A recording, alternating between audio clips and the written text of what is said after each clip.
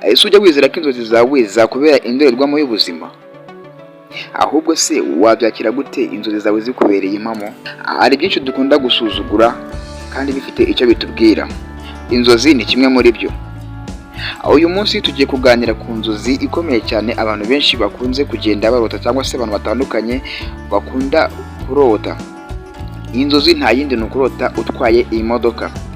Muri make, kurota utwaye imodoka ni inzozi ifite ibisobanuro bigiye bitandukanye bitewe n'uburyo iyo nzozi yakwigaragaje igihe wayirotaga. Ese uhise wibaza byinshi cyane? Ahangaha nakubwira nko kurota utwaye imodoka, ubona uyitwaye neza kandi ubona bigenda neza cyane, bifitiye icyizere, bifite icyo bivuze.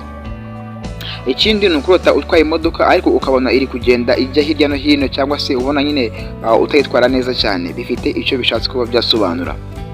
Ikindi kandi, kurota utwaye imodoka ubona iri ku muvuduko mwinshi cyane, cyangwa se ubona yihuta cyane, nabwo bifite icyo bisobanuye. Si ibyo gusa, no kuyirota ubona igenda gake cyangwa se iri ku muvuduko wo hasi cyane, nabyo bifite igisobanuro cyabyo. Ibyo byose ndetse n'ibindi byose navuze tugiye kubirebera hamwe, cyangwa se tugiye kuba twabivugaho akantu ku kandi, umenye ibisobanuro bigiye bitandukanye kuri iyi nzozi yo kurota utwaye imodoka. Nimba uri kumwe nanjye cyangwa se ukomezanyije nanjye, urakanda subscribe, share ndetse na comment kugira ngo dukomeze kubana mu biganiro byacu bya buri munsi. Njyewe ndi Aizo, umusobanuzi w'inzozi mu buryo bwimbitse kandi bwumvikana neza cyane. Yarubwo rero mbahaye ikaze mwese aho muri ngo mukomeze kuba mwagenda mugubwa neza cyane, tugende tumenya ibisobanuro by'inzozi bigiye bitandukanye nk'uko twabyiyemeje hano. Rero uyu munsi tugiye kugaruka ku nzozi abantu benshi barota. Iyo nzozi nta yindi ni ukurota utwaye imodoka. Ese urose utwaye imodoka, ibi bigira icyo bisobanura? Ahubwo se ni inzozi zisanzwe cyangwa ziba zifite ubutumwa bukomeye?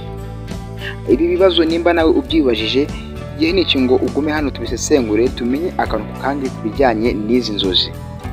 Aha turaza kwifashisha ingingo zigera kuri 4 kugira ngo tubashe kuba twasobanura neza cyane. Ubwo rero tudatinze, reka duhere ku ngingo ya mbere, ngo kurota utwaye imodoka neza wifitiye icyizere.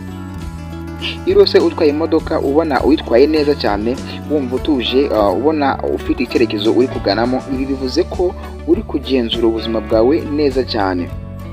Muvandi, iyi modoka ihagarariye ubuzima bwawe ndetse n'uko ubuyobozi bwawe burimo gukora. Icyo gihe uba uri mu nzira nziza cyane, wumva wifitiye icyizere kandi ibintu biri kugenda neza uko ubishaka. Iyi ngingo nizere ko mukomeje kugenda muyumva neza cyane, ariko wa wundi utarakora subscribe, igihe ni iki ngo akandeho bikomeze kuba byagenda neza cyane. Reka twihute tujya ku ngingo ya kabiri, nayo ntabwo tuza kuba twatinda cyane. Ngo kurota utwaye imodoka ubona utayigenzura neza cyane, cyangwa se ubona utazi aho uri kujya, muri make udafite icyerekezo. None turamutse urose utwaye imodoka ariko ukabona iri kugenda nabi, kubita hirya no hino, cyangwa se utazi aho uri kujya, ibi ngibi uzi icyo bishatse kuba byavuga? Ibi bishatse kwerekana yuko ubuzima bwawe buri kugucika, cyangwa se buri kuva mu biganza byawe. Wenda hashobora kuba hari ibikurusha, cyangwa se ukaba uri mu cyerekezo utizeye neza. Rimwe na rimwe inzozi nk'izi zibaho iyo uri mu gihe cy'ibyemezo bikomeye cyane, cyangwa se igihe cyo gufata ibyemezo bikomeye cyane.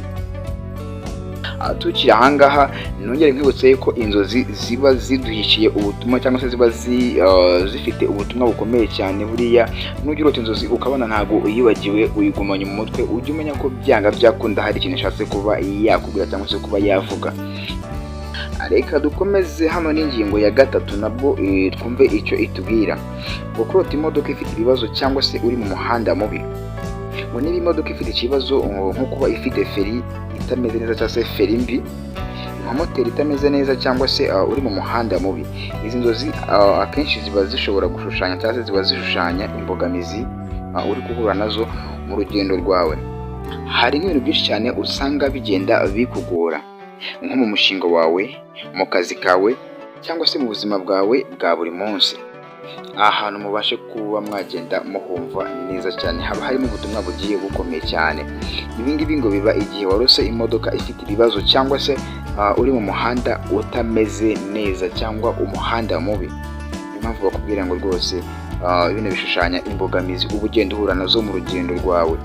cyangwa se ngo ukaba hari ibintu bitakoroheye haba mu mushinga wawe cyangwa se mu kazi kawe ndetse no mu buzima bwawe bwa buri munsi. Wakwibaza se ngo ingingo ya kane ari nayo ya nyuma ni iyihe? Iyi ngingo ya kane iravuga ngo umuvuduko w'imodoka mwinshi cyangwa se muke. Ibi nabyo bifite igisobanuro gikomeye cyane aribyo ngiye kuba nakubwira. Kuba imodoka igenda vuba cyane cyangwa se igenda yihuta, ibi bishobora kugaragaza ko ufite igitutu mu buzima bwawe. Nk'aha handi uba wumva ibintu birimo kwihuta cyane wenda utabasha kubigenzura. Ariko nanone niba igenda gahoro cyangwa se igenda gake cyane bishobora kwerekana ko utinda gufata icyemezo, nko gutinya cyangwa se gutera intambwe. Urumva bene ibintu byose usanga bigiye bifite igisobanuro kigiye gitandukanye. Kwihuta cyane cyangwa se kuvuduka kw'imodoka bifite icyo bivuze, ndetse no kuba igenda gake umva ko bivuga ko ushobora kuba utinya kuba watera intambwe cyangwa se gufata icyemezo, cyangwa se kugira ubwoba bwo kuba wafata imyanzuro. Byanga byakunda ibi bintu biba birimo ubutumwa bugiye bukomeye, niyo mpamvu uba ugomba kugenda ubyitondera wowe ubirota. Yes, rero turakomeje cyane, uretse ko mba ngenda ngana ku musozo, mba ngeze hahandi ngenda basigiramo inama zanjye kugira ngo ukomeze kugenda umera neza cyane cyangwa ukomeze kugenda wumva ibiba bikubiye muri izi nzozi. Rero nshuti zanjye mbabwire, izi nzozi zo kurota utwara imodoka ntiziba ari impanuka gusa, ni ubutumwa butugeraho bushobora kuba butubwira byinshi cyane. Akenshi budufasha gusubiza amaso inyuma tukareba aho tugeze mu buzima bwacu, ndetse tukareba uko twitwara ndetse n'icyerekezo dufite. Urumva ni ubutumwa bugiye butandukanye. Nababwiye ko turi kugenda tugana ku musozo, niyo mpamvu bakomeje kukubwira ngo ukora subscribe dukomeze kuba twagenda tubana, cyangwa se igihe tukoze ikiganiro ujye ukibona mu ba mbere kitari cyaba umuranzi, kuko buriya birafasha cyane kubona ikiganiro mu bantu ba mbere. Rero ni byiza gukanda subscribe, kandi nimba nawe rwose ujya urota inzozi ukumva iguteye ubwoba cyangwa se ukumva ushatse kumenya ikihishe inyuma yayo, ni byiza ko wahita unyandikira cyangwa se wahita uza muri comment ukatuvugisha. Waduhamagara kuri telefone cyangwa se ukatwandikira muri comment, turagusubiza cyane tukagufasha kumenya ikihishe inyuma y'izo nzozi warose. Ubundi kandi subscribe ukoreshe kabisa mu magurupe uba ugiye uherereyemo, bikomeze kuba byagenda neza cyane akantu ku kandi cyangwa se gatanu kuri kagenzi kako.